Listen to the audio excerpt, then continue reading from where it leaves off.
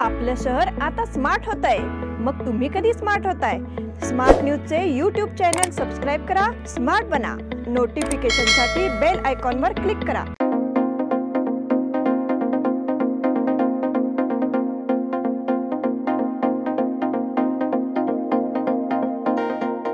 नमस्कार, मैं Omkar अंगली smart plus के आज के समाचार में आपका स्वागत। नजर सबसे पहले सुर्खियों पर।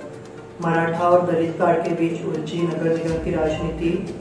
पूर्व बोडा अध्यक्ष ने मराठा समुदाय को निशाना बनाने के लिए संरक्षक मंत्री की निंदा की। अब नगर निगम मामले में राज्यपाल से मिलेंगे मेयर। बेलगाम में अभूतपूर्व हर्षोल्लास के साथ सीमा पार समारोह का जश्न। तिलकवाड़ी में विभिन्न तीर्थ स्थलों के पालकियां। दशहरा के दिन करोड़ों रुपए का व्यापार हुआ। नगर पालिका पर बरखास्ती का सिलसिला जारी। श्री दुर्गा माता दौड़ का सफल समापन। अल्पावधीत लाखो वाचकांच्या पसंतीस उतरलेले स्मार्ट न्यूज आता मुद्रित स्वरूपात देखील उपलब्ध। वाचकांच्या अपेक्षापूर्तीसाठी एक नवे पाऊल। ताज्या घडामोडींसाठी सायन दैनिक स्मार्ट न्यूज, सखोल वाचनीय बातम्यांसाठी वार्ता शक्ती। नियमित वाचा, स्मार्ट व्हा।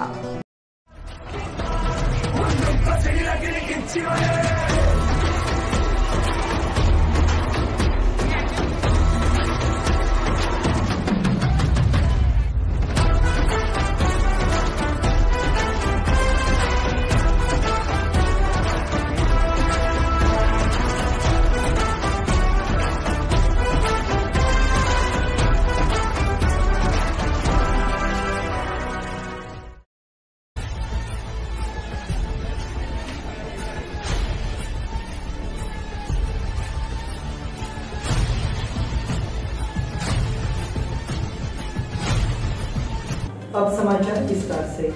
नगर निगम की राजनीति अब नए मोड़ पर पहुंच गई है और आंदोलन के हथियार उठने लगे हैं। बुधवार सुबह विभिन्न दलित संगठनों के नेता एकजुट हुए और नगर निगम के सामने धरना दिया।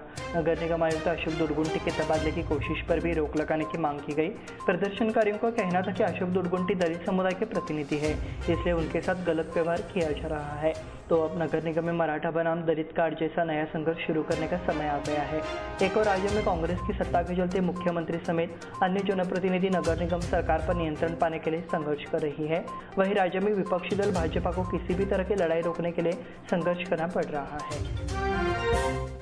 पूर्व बोडा अध्यक्ष ने मराठा समुदाय को निशाना बनाने के लिए संरक्षक मंत्री की निंदा की।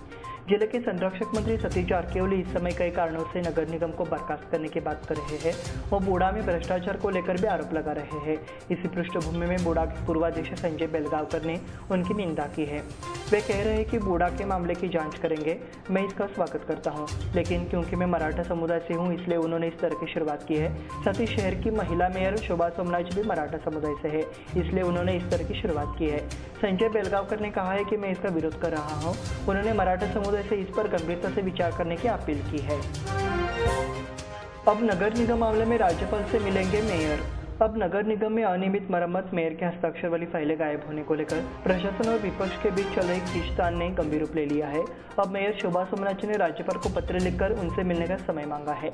मेयर की शिकायत है कि जिला संरक्षक मंत्री सतीश जारकिहोली बिना किसी कारण के नगर निगम में हस्तक्षेप कर रहे हैं।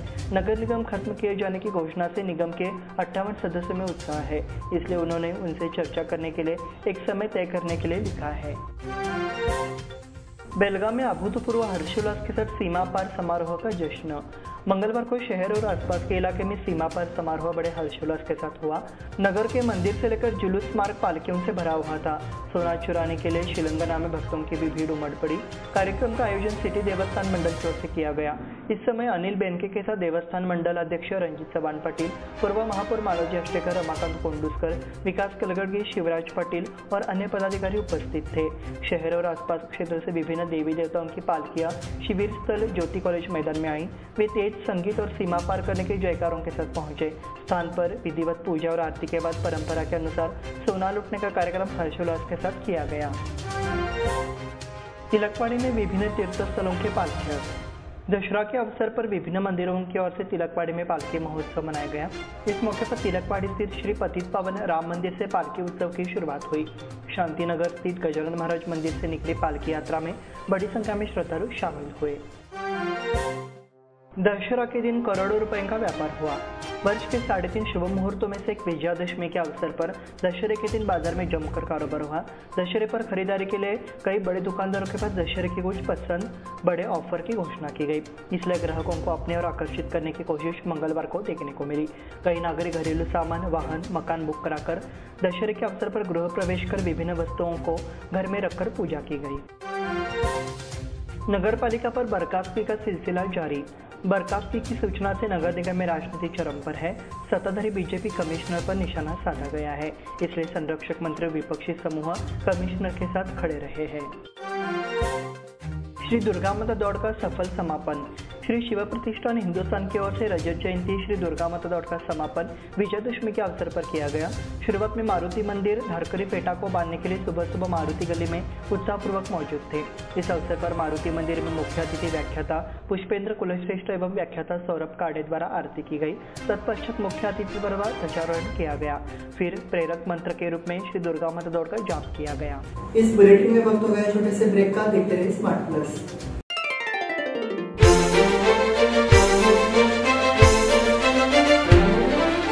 खुशियों के रंग और त्योहारों की साथ मन में चली आई है अनोखी बरसात।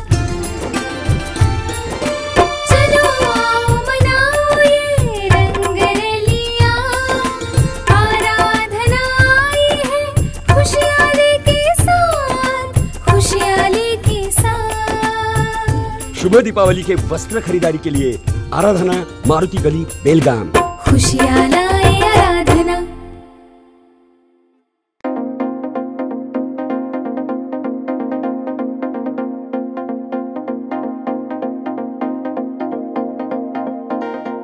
ब्रेक के बाद फिर से आपका स्वागत। बढ़ते हैं अगले समाचार की ओर। शाहपुर में श्री लक्ष्मी वेंकटेश देवस्थान का रथोत्सव भक्तिमय माहौल में संपन्न हुआ। रथोत्सव की परंपरा पिछले 250 वर्षों से चली आ रही है। बेलगाम में श्री लक्ष्मी वेंकटेश मंदिर के रथोत्सव में सैकड़ों भक्तों ने भाग लिया। शाहपुर के श्री लक्ष्मी वेंकटेश मंदिर की परंपरा 300 साल पुरानी है। यहाँ नवरात्रि के दौरान 9 दिनों तक भगवान के रथ को अलग अलग रूपों में खींचा जाता है। रथोत्सव में सैकड़ों भक्तों ने हिस्सा लिया। पेड़ बचाओ अभियान में रोटरी मिड टाउन की भागीदारी। ग्रीन शिविर के अध्यक्ष समीर माजली ने बेलगाम क्षेत्र में हरित क्रांति लाने के लिए बहुत काम किया है। बेलगाम के अग्रणी club rotary club of Belgaum mid town के अध्यक्ष सतीश नाइक ने उनके काम पर ध्यान दिया और इस काम में भाग लेने का निर्णय लिया। रविवार ये गतिविधि 22 तारीख को शिविर में गोल्फ मैदान में आयोजित की गई। कर्नाटक में परीक्षाओं में हिजाब की अनुमति। कर्नाटक में लड़कियों को प्रतियोगी और भर्ती परीक्षाओं सहित सभी परीक्षाओं में हिजाब पहनने की अनुमति होगी। राज्य के उच्च शिक्षा मंत्री MC सुधाकर ने जानकारी दी। राज्य की शिक्षा नीति को लेकर रविवार को बैठक हुई। सोमवार को पत्रकारों से बातचीत में सुधाकर ने कहा कि हम लोगों को अधिकारों पर कोई आंच नहीं लाना चाहते। नीट परीक्षा में हिजाब को भी शामिल होने की इजाजत दे दी गई है। ग्रामीण कार्यक्रम के लिए राकसकोप में उत्साहपूर्वक एक दिन। ये कार्यक्रम राकसकोप गांव के शौकिया युवाओं और काम के लिए बाहर गए लोगों द्वारा आयोजित एक दिवसीय गांव के लिए रविवार को आयोजित किया गया। राकसकोप में एक दिवसीय गांव के लिए कार्यक्रम परशुराम रेस द्वारा आयोजित किया गया। किनेकर की अध्यक्षता में इसका आयोजन किया गया। इस अवसर पर मुख्य अतिथि के रूप में यशवंतराव चव्हाण महाविद्यालय हलकर्णी के प्रोफेसर मधुकर विठोबा जाधव उपस्थित थे। स्वागत एवं परिचय शिवसंत संजय मोरे ने किया। प्रमुख वक्ता का परिचय डॉक्टर अंकुश बेलवाटकर द्वारा किया गया। इसके बाद मुख्य अतिथि एवं ग्राम पंचायत समिति सदस्यों द्वारा दीप प्रज्वलित कर कार्यक्रम का शुभारंभ किया गया। मुस्लिम परिवार की ओर से सामाजिक एकता का संदेश। एक और जहां समाज में जाति और धर्म को लेकर दिन ब दिन विवाद, झगड़े और दंगे बढ़ रहे हैं, दूसरी ओर जाति और धर्म से परे जाति और मानवता की खेती करने वालों का नेक नाम भी जारी है। करौली का तहसीलदार परिवार कई वर्षों से मानवता की संपत्ति को संरक्षित करने का कार्य कर रहा है। यहाँ पर तहसीलदार परिवार समाज सेवा में लगा हुआ है। वे दिवंगत माजिद तहसीलदार की विरासत को आगे बढ़ा रहा है, जो ग्रामदेवता कलमेश्वर मंदिर के दावेदार के रूप में जाने जाते हैं। तहसीलदार परिवार के 3 भाई बहन हसन, फारूक, इब्राहिम समाज के लिए काम कर रहे हैं। कोल्हापुर में ऐतिहासिक दशहरा उत्सव। छत्रपतियों की राजधानी करवीर नगर में ऐतिहासिक दशहरा चौक पर दिमाग में पारंपरिक विजयादशमी समारोह मनाया गया।